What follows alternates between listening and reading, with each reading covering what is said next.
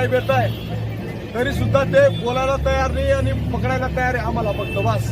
कारण की आम्ही जेव्हा आझाद मैदानावर जाण्याचा प्रयत्न करतो ते 5-6 किलोमीटरपर्यंत जसं एक कोणी आतंकवादी कसे तसे येणारे वा म्हणून आम्हाला डिटेन करताय आणि आमचे पोलीस बिचारे मजबुरीने बिचारा आम्हाला पकडताय वारंवार.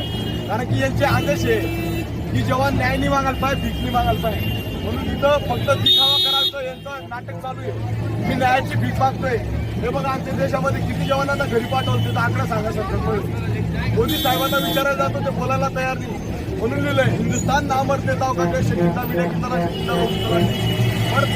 स्पेलिंग लावू. मुख्यमंत्री साहेबांना मी सांगू शकतो हे नाटक पण करा, जवानांना न्याय द्या, जवानांचं शोषण थांबवा. आम्ही नोकरी का करू शकत नाही? देशामध्ये किती जवानांना पोटावर लाथ मारली आकडा सांगा त्याचा. आकडा सांगायला तयार नाही.